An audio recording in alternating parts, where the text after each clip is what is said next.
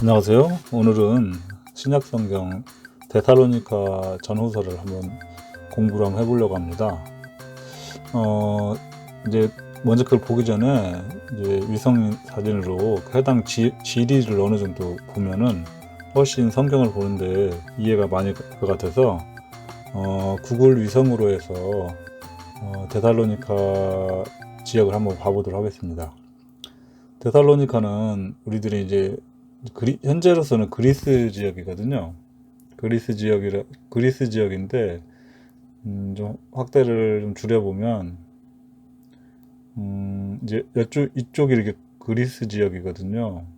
여기가 그리스 지역인데, 사도 바울이 2차 전도를 시작했을 때, 지금은 이제 터키에서 이제 그 두루아에서 배를 타고 빌립보 지역으로 건너가거든요. 근데 빌립보 지역에 있다가 이제 또 여기서 어떤 사건이 있어서 이제 바울이 오게 이렇게 투옥됐다가 이제 다음 여정으로 왔던 데가 이제 데살로니카 지역입니다. 이제 그 빌립보에서 이렇게 먼 거리는 아닌데 이제 이쪽으로 데살로니카로 이제 다시 선교지를 이제 움직여서 이쪽으로 와게 됐습니다. 데살로니카는 이 지형으로 보는 것처럼 항구 도시예요. 항구 도시고 앞쪽에는 벌판도 있고 이렇게 농업과 이 바다를 같이 끼고 있는 도시라는 어떤 상업이라든지 아니면 어촌이라든지 여러 가지 좀 발달할 수 있는 조건을 많이 가지고 있겠다는 생각이 듭니다. 하여튼 이곳에 이제 데살로니가 오게 됐는데 이 데살로니카에 이제 사도 바울이 전도를 해서 이제 교회가 생기게 되는데 이걸 먼저 알려면 사도행전을 좀 보면서 이걸 봐야 전체적으로 이 내용을 다 알고 봐야 데살로니카 그 편지 서신서에 대한 우리들이 요즘 공감 능력이라고 그러잖아요. 이 사전에 공감을 하려면 전체적인 그 전후 과정을 알아야 좀 공감하기가 편하거든요. 그래서 성경도 읽을 때 어떤 내용적인 거를 막 외우려고 하고 그냥 무조건 머리에다 그냥 꾸겨 넣으려는 것보다도 전체적인 내용을 전후사장을 알면 훨씬 성경이 좀 공감하기가 좋더라고요. 그래서 좀 불필요할 수도 있겠지만 이렇게 한번 이 위성 사진으로 해서 이게 대략적인 걸 보고 성경을 한번 보도록 하겠습니다. 성경이 이제 사도행전에 보면 그 사도행전 17장에 보면은요, 이제 이 내용이 나오거든요. 사도행전 17장에서 사도 바울이 이제 데살로니카에 이제 도착을 했거든요.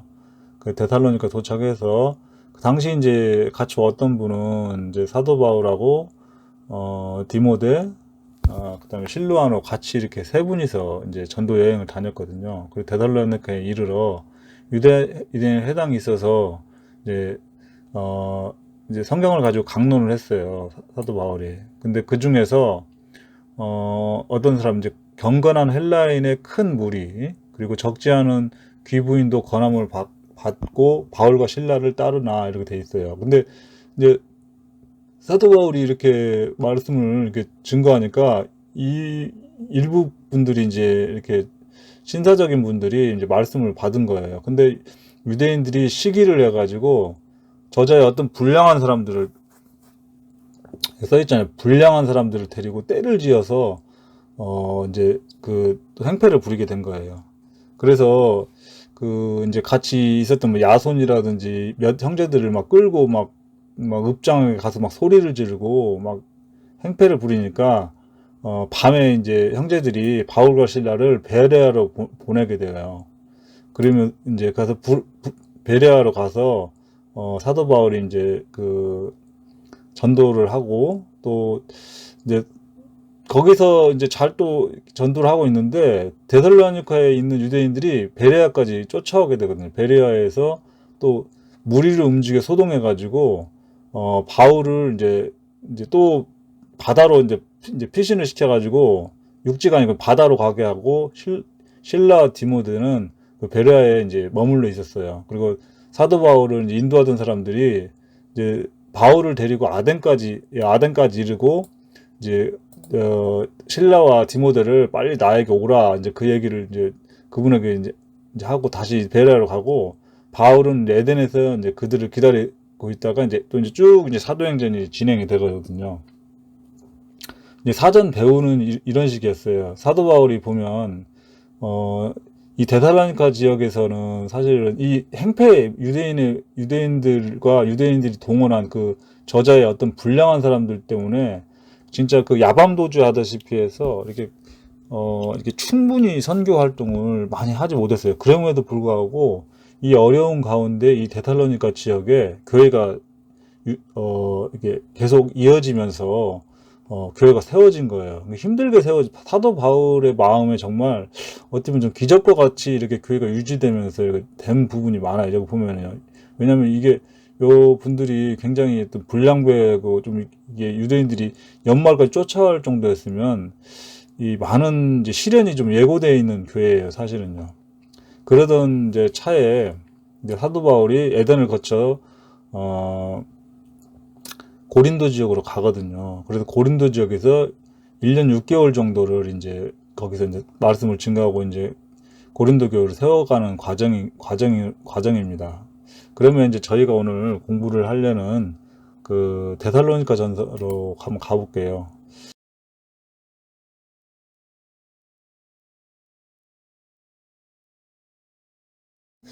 데살로니가 전서는 그 바울, 실루아노, 디모데 이 세 분이 이렇게 같이 쓰신 것 같아요. 세 분이 이렇게 등장하고 데살로니가인의 교회에 이렇게 보냈어요. 그래서 저는 이제 바울 서신서를 항상 볼 때마다 서두 이게 수신자를 항상 확인을 하거든요.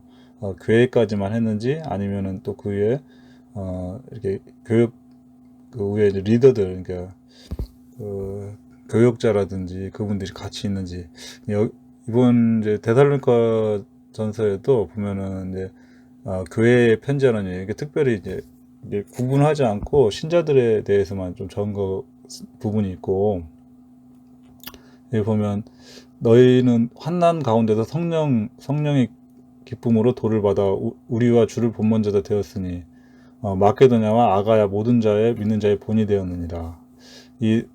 이 데살로니가 교회는 사실은 사도 바울이 밤에 그 야밤도주 하듯이 거의 급하게 이렇게 그 유대인과 그 불량배들 때문에 이렇게 왔기 때문에 한편은 마음으로 굉장히 그 좀 안 좋은 부분이 많았을 것 같아요. 안쓰럽고. 근데 그 오히려 그 데살로니가 지역에서 그 주변에 이렇게 지역으로 많이 이렇게 좋은 막 이 형제들의 믿음이 소문이 각처에 퍼진 거로 이게 이 내용으로 봐서는 상당히 이렇게 좋게 이렇게 믿음이 성장해 나가고 있는 것 같아요. 어떤 질책하고 그런 내용보다도 이렇게 본이 되었다고 그러고 이렇게 환난 가운데서 이렇게 기쁨으로 도를 받고 이런 내용이 나오고 하늘로부터 강림하심을 기다린다고 말하니 그러니까 그 이제 데살로니가 지역은 이제 그 굉장히 어찌 보면은 그 좀 핍박이 좀 많이 있었던 것 같아요. 편지 내용을 보게 되면 그 내용이 또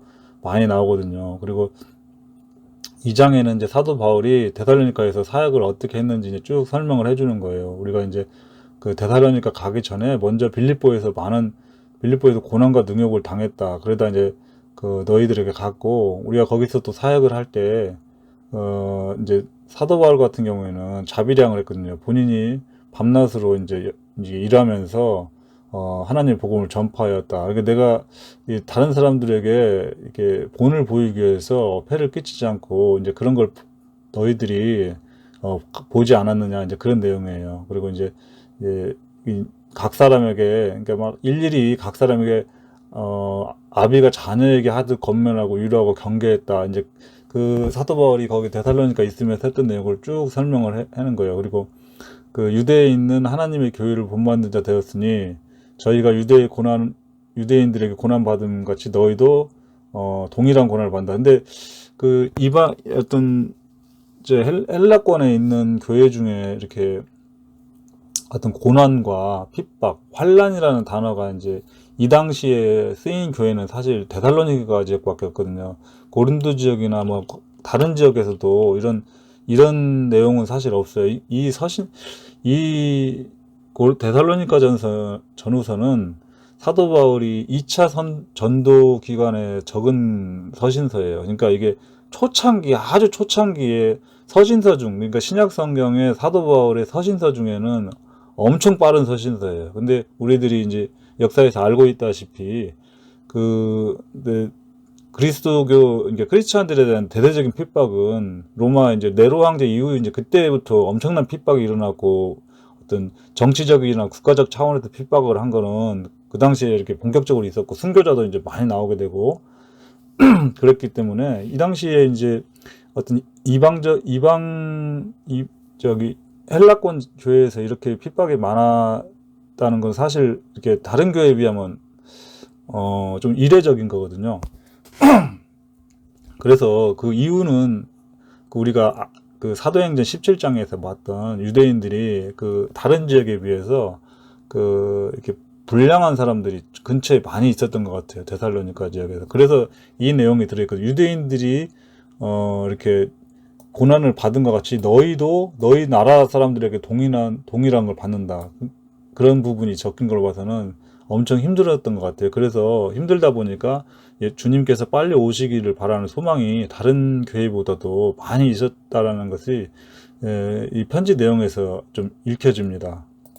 그리고 이제 3장에 가면 이제 사도 바울이 그런 내용을 알기 때문에 정말 거기 데살로니가 지역을 다시 한번 가고 싶은 마음이 엄청 많았어요. 2장 말미에 보면은 그런 내용들이 막 있거든요. 내가 잠시 너희를 떠난 것은 얼굴이요 마음은 아니다. 그러니까 우리가 본의 아니게라고 그러잖아요. 마음은 진짜 아닌데 너희 얼굴을 보기를 열정으로 더욱 힘썼노라. 근데 이제 한 번, 두 번 너희에게 가고자 하였으나 사단이 우리를 막았다. 그러니까 사도 바울은 한번 정말 다시 그 지역을 방문해서 데살로니가 이렇게 하고 싶은데 그렇게 하지 못한다라는 걸 이제 밝히고, 그래서 이제 우리가 참다 못하여 아덴에 머물고 있다. 게 이제 아덴에 사도 바울과 이제 신라는 아덴에 있는데 이제 너희들에게 이제 디모데를 보내는 거예요. 이제 그 데살로니가 교회에. 그래서 너희를 굳게 하고 믿음을 위로할 것이다. 이렇게 이제 적어줘요. 그러니까 편지를 전달하신 분은 디모데예요. 그리고 이제 우리가 너희와 함께 있을 때 이제 그리스도인들이 이제 장차 받을 고난을 환난을 너희에게 미리 말했던데 이제 과연 그렇게 된 것을 너희가 아느니라. 그러니까 이제 우리 계시에 이제 나와 있듯이 이제 구원받은 성도들이 많은 환난과 핍박이 있을 거라고 얘기를 했는데, 이제 데살로니가 지역은 진짜 빨리 온 거예요. 다른 데 비해서. 그래서 이제 그런 것들을 이제 쭉 얘기하고, 이제 사도 바울이 이 편지를 쓰는 이유가, 그래서 이제 그들을 위해서 주야로 심히 간구함은 너희 얼굴을 보고 너희 믿음의 부족함을 온전케 하려 함이라. 그러니까 사도 바울이 그들을 향해서 계속 기도를 하고, 아직 믿음이 약간 연약하다고 생각했나 봐요. 그래서 이 편지도 그런 차원에서 본인이 못 가기 때문에 자기의 그 마음을 편지에 이제 서신서에 작성한 거예요. 그래서 이제 디모데가 이제 가지고 이제 거기를 가게 됐다, 그런 내용입니다. 그래서 이제 4장에서 이제 하나님을 기쁘시게 하는 생활을 이제 사도 바울이 사실은 이제 각종 서신서에 보면 다 이제 하나님께서 이제 구원받은 그리스도인들이 어떻게 사는 게 좋은 건지를 쭉 설명해 준 부분이 많아요. 이런 좀 공통적인 부분이 좀 많아요. 거룩함과 음란을 버리고 어떤 존귀해져라. 그리고 하나님 성령을 저버리지 말고 하나님 저버리지 말라, 그런 내용이고, 나중에 이제 예수님이 이제 다시 오신다. 그래서 부활에 대해서 얘기하면서 하나님이 이제 먼저 자는 자들과 함께 오신다. 그러니까 다른 서신서들보다도 특히 이 데살로니가에는 재림에 대한 내용이 많이 들어 있어요. 그래서 도적같이 임하신다. 그러니까 정신 차리고 있어라. 어떤 공중에서 구름에서 이제 우리가 큰 휴가라고 그러잖아요. 그런 사건들도 있을 것이다. 그러니까 깨어 근신하고 있어라. 그런 내용들이 있어요. 그리고 이제 끝인사에도 이제 항상 하는 말씀처럼 이제 이 편지를 모든 사람에게 다 읽어드려라. 그래서 다 하나님의 메시지가 무엇인지를 좀 알아라. 이제 그런 식으로 이제 사도 바울이 쭉 설명을 하면서 데살로니가 전서는 이제 맺고 이제 데살로니가 이제 후서를 이제 하게 되는데, 데살로니가 후서도 그 기간이 이렇게 많이 소요된 것 같진 않아요. 왜냐면 후서를 한번 가서 보면 데살로니가 후서 같은 경우에도 그 같아요. 쓰신 분이 바울과 실로아노, 디모데이 세 분이거든요. 그러니까 똑같은 거죠. 이 이제 갔다 와서 데살로니가 교회를 이제 디모데가 다녀와서 그 이제 내용은 전서에 있는 내용하고 이제 크게 이렇게 그 맥락이 같아요. 맥락이 같은데 이제 재림이라든지 그 과정 중에서 좀 부족한 부분이 있었다는 생각이 들었나 봐요. 그래서 그거에 대해서 이제 쭉 이제 이 환란에 대하고 이제 그 휴거 사건이나 그 주님 오실 때 내용이 있으면서 그 편지를 읽은 사람 중에 약간 동요가 좀 있었던 것 같아요. 그래서 그 2절에 보면은 동요하지 말라라, 주의 날이 이르렀다고 동심하거나 두려워하지 말아라, 그런 말이 있어요. 그리고 그 날짜는 우리가 알 수 없다. 그러면서 미혹되지 마라. 그렇지만 먼저 배도하는 일이 있고, 저 물법은 게 적그리스도라고 하잖아요. 멸망의 아들이 나타나기 전에 이르지 아니한다. 그러니까 순서가 있고, 그러니까 어떤 일이 있어도 믿음을 굳게 지키고 동요하지 말라. 그러니까 이제 전서에 있었던 그 재림에 관련된 내용에서 어떤 두려워하는 사람들이 있고 막 그랬나 봐요. 그래서 그러지 말라는 거, 이제 그 전서를 보충하는 내용들의 이제 서신서가 고린도 후서거든요. 그래서 2장도 보면 그런 내용이고, 3장도 이제 쭉 나오면서 3장도 이제 사도 바울이 전서에 있었던 것처럼 너희들에게 했던 그 일을 본을 보였으니까 이제 본을 보여 우리를 본받게 하려 했다, 이제 그런 내용이거든요, 여기. 그래서 그 전서를 보충해주는 내용이 이제 고린도전서 후장입니다. 그리고 이제 마지막에 보면은 사도 바울이 친필로 문안하노니 이는 편지마다 표적이로 이렇게 썼다, 이렇게 내용이 나와요. 그러니까 사도 바울이 사실은 그 서신서를 굉장히 보안에 신경을 많이 썼어요. 왜냐면 그 당시 신약 시대 그 초기 교회 시절에 거짓 선지자들이 많이 활동을 해서 이상한 교리를 가지고 교회를 막 흔들어 버리는 경우가 많았나 봐요. 그러니까 우리가 뭐 예루살렘에서 왔으니까 예루살렘 교회에서 이러고 해라고 그랬다, 막 그런 내용들이 많았기 때문에 사도 바울이 어떤 중요한 메시지를 서신으로 다 본인이 가지 않는 이상은 서신으로 했기 때문에 편지에 이런 표적이라든지 또 그 편지를 가지고 가는 사람들의 편지에 또 누가 가지고 갈 거면 어떻게 이제 하라, 그런 내용이 다 적혀 있어요. 이제 그래서 이 데살로니가서는 조금 이제 그 다른 서신사와 이제 차이점이 그거라는 거죠.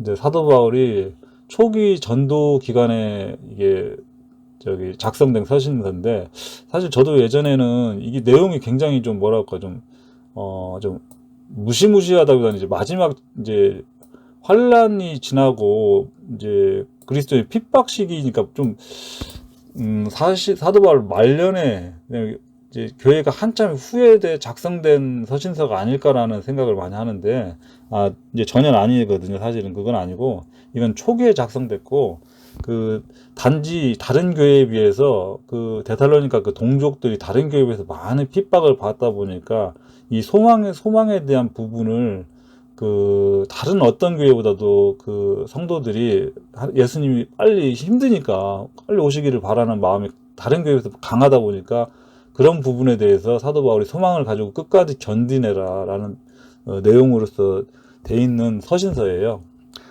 그런 전후 이렇게 우리가, 그래서 저도 서두에 그 사도행전이나 그 지리적인 그런 걸 보면서 이렇게 해야 좀 공감하기 편하다고, 그래서 편할 것 같아서 저도 이제 이번에 그 사도행전이라든지 그걸 이제 다 여러 가지 같이 보면서 하니까 이제